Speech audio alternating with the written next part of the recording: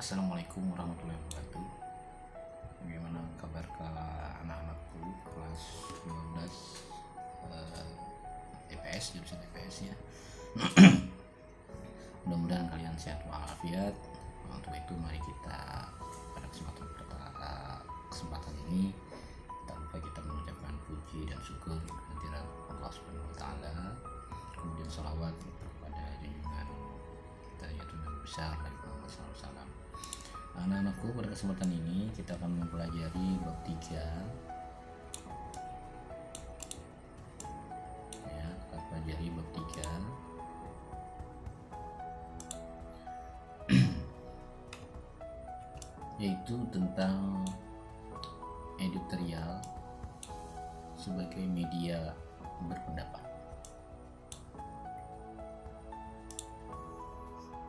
Yang kita pelajari bagian A saja dulu untuk kesempatan ini ya. Dan ingat, kalian harus menyimak betul-betul materi yang aku jelaskan pada tayangan ini, karena soal nanti insya Allah ada 5 soal itu berkisar dari penjelasan Bapak ini, yaitu tentang pengertian, ciri-ciri, dan sifat teks editorial. Oke, langsung saja ya. Pengertian ada 3 ya. Pengertian yang akan kita pelajari: pengertian teks editorial, ciri-ciri teks editorial, dan sifat teks editorial. Langsung kita masuki yang pertama, yaitu pengertian teks editorial. Pengertian teks editorial. Editorial disebut juga tajuk rencana. Editorial atau tajuk rencana adalah sebuah opini yang berisi pendapat dan sikap resmi atau sikap resmi suatu media sebagai institusi penerbitan terhadap persoalan aktual, fenomenal, atau kontroversial yang berkembang dalam masyarakat. Nah, itu pengertiannya ya. Jadi dia mengangkat masalah yang aktual, fenomenal, dan kontroversial. Kontroversial itu yang sedang ramai dibicarakan, saling bertentangan di masyarakat biasanya ya. Kalau aktual yang hangat, fenomenal itu ada hubungannya dengan fenomena atau yang sedang terjadi di alam kita gitu ya, atau di sebuah negara. Itu fenomenal namanya ya. Nah, yang perlu kalian ingat, teks editorial ini diterbitkan oleh atau dikeluarkan oleh yang mengeluarkan berita. Nah itu, jadi anggap saja Banjarmasin Post, dia akan memberitakan tentang anggap saja tentang COVID-19, tentang keadaan COVID-19 di Banjarmasin. Nah setelah itu nanti beberapa berita itu nanti dirangkum ya, nanti akan timbullah tajuk rencana ya. Ada kalanya tajuk rencana itu disebut juga dengan ulasan kembali. Oke, lanjut. Penulisan editorial atau tajuk rencana dimaksudkan untuk membujuk opini publik, maksudnya orang banyak, mempromosikan pemikiran kritis ya, maksudnya itu mengenalkan agar berpikir kritis pada masyarakat. Maksud kritis itu kita harus ada daya kritik ya terhadap suatu keadaan. Nah, dan kadang-kadang menyebabkan orang-orang bertindak atas suatu isu. Ya, pada intinya editorial merupakan berita dogmatis. Nah, tolong dicatat ya. Ini dogmatis apa? Nah, dogmatis ini apa? Nah, kita catat dulu. Sudah satu kata yang sulit sambil dicatat ya. Oke. Nah, ini tadi tentang pengertian teks editorial. Sekarang ciri-ciri teks editorial. Nah, ciri-ciri teks editorial ini itu ada 2 ya, yaitu ada pertama untuk masyarakat menengah ke atas dan masyarakat menengah ke bawah atau middle low media. Ya, ini untuk masyarakat menengah ke atas itu para pejabat, politikus, konglomerat, ya, para ilmuwan. Nah itu teks editorial memiliki ciri-ciri sebagai berikut, yaitu isinya itu hati-hati ya, hati-hati ya, takut menyinggung perasaan para orang-orang yang berada di papan menengah ke atas ya. Kemudian normatif ya, isinya itu berdasarkan hukum, tidak bisa sembarangan ya, berdasarkan hukum. Kemudian cenderung konservatif. Nah, ini dicatat apa itu konservatif. Oke. Kemudian menghindari pendekatan kritis yang tajam. Ya. Terus pertimbangan aspek politis lebih besar daripada aspek biologis. Aspek sosiologis ya. Nah, jadi aspek politis lebih besar daripada aspek sosiologis. Nah, berbeda dengan ciri teks editorial untuk menengah ke bawah ya, itu isinya lebih berani, atraktif. Oke. Atraktif, catat ini atraktif apa ya, progresif. Nah, juga catat apa itu progresif. Nah, kemudian memilih pendekatan kritis bersifat tajam dan tembak langsung ya. Bandingkan yang keempat ini menghindari ya, yang keempat menghindari, di sini memilih tembak langsung. Kalau di sini tidak berani tembak langsung karena akan diprotes, salah apa bisa masuk penjara ya, karena orang lebih pintar ya kan. Oke, lanjut.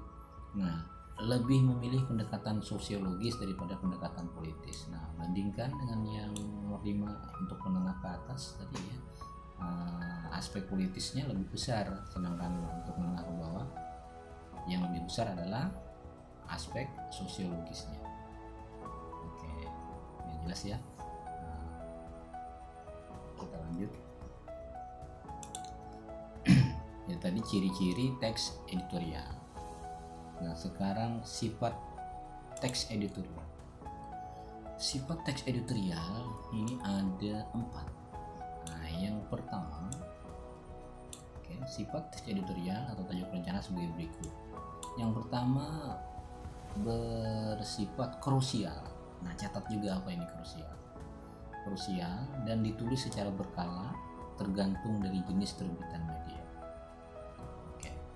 Isinya yang kedua atau yang B, isinya menyikapi situasi yang berkembang dalam masyarakat luas. Oke, tadi Pak sudah pada bagian pengertian tadi ya, yaitu mengangkat masalah yang aktual, fenomenal dan kontroversial yang ada dalam masyarakat. Nah, yang C, memiliki karakter atau konsistensi teratur kepada para pembaca terkait sikap media massa. Oke, nih konsistensi, catat.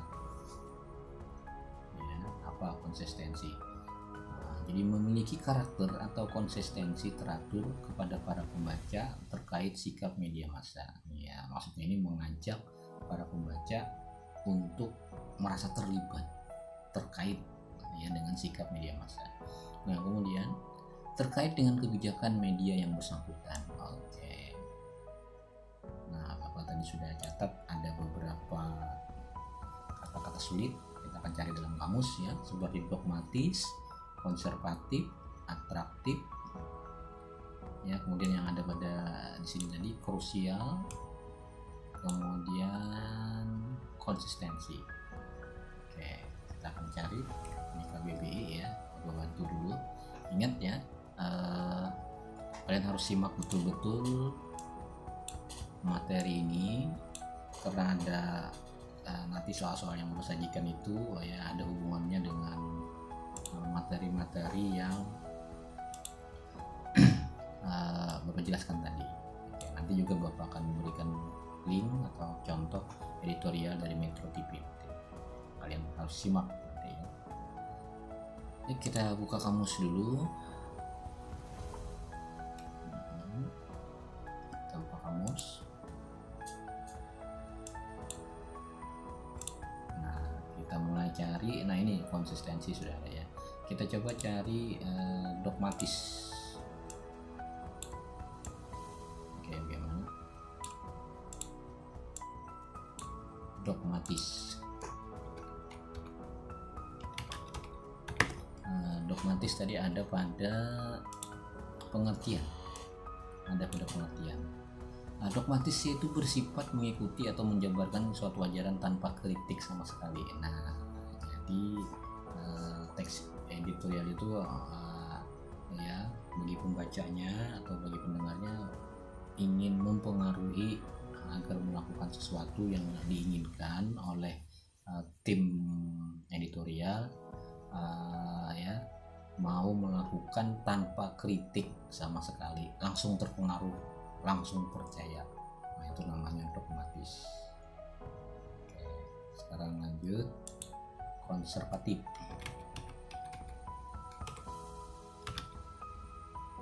Konservatif ya. Oke, ini konservatif. Nah, konservatif yang dimaksudkan di sini adalah yang bagian dua ini, yaitu bersifat mempertahankan keadaan atau kebiasaan dan tradisi yang berlaku. Oke, ini ada pada apa tadi ya? Tidak salah ada pada ciri-ciri ya. Oke, kemudian atraktif. Apa itu atraktif? Nah, atraktif itu mempunyai daya tarik atau bersifat menyenangkan. Nah, jadi teks editorial itu atraktif. Ini tadi ciri-ciri bagi masyarakat menengah ke bawah tadi ya, atraktif itu menyenangkan, mempunyai daya tarik, rasa ingin tahunya lebih besar bagi masyarakat menengah ke bawah. Ya, makanya dia mau membaca nanti teks editorial atau mau menyimak, mau mendengarkan berita-berita yang ada di TV itu ya. Oke. Nah, lanjut progresif.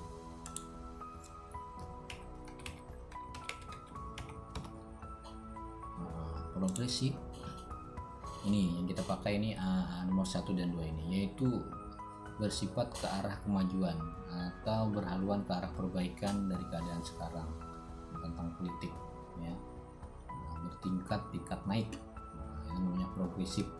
Pokoknya ada menuju ke arah kebaikan, bukan menuju ke arah menurun ya. Ini tadi juga ada pada kalau tidak salah tadi ada pada ciri-ciri teks editorial bagi masyarakat menengah ke bawah. Oke, sekarang lanjut. Ini sifat teks editorial tadi ya. Krusial. Apa itu krusial? Nah, krusial. Nah, itu penting. Ya, itu penting atau esensial untuk memecahkan masalah. Ya, artinya teks editorial itu sangat bagus untuk dibaca karena akan memberikan jalan keluar dari masalah-masalah yang sedang hangat-hangatnya. Nah, terakhir konsistensi. Asal katanya itu konsisten. Nah, ini konsistensi itu memiliki sifat tetap dan mantap, ketetapan dan kemantapan dalam bertindak ya. Oke, jelas kira-kira ya. Konsistensi itu artinya dia bersungguh-sungguh, tidak berubah-ubah, mantap. Oke. Nah, mungkin ini yang dapat Bapak sampaikan kepada kalian. Nanti setelah ini kalian akan jawab soal di Google Google Class, Google Quiz ya. Insya Allah ada 5 soal. Oke. Jawaban itu ada di sekitar materi yang Bapak jelaskan tadi. Mungkin demikian yang dapat Bapak sampaikan kepada kalian. Terima kasih atas perhatiannya. Wassalamualaikum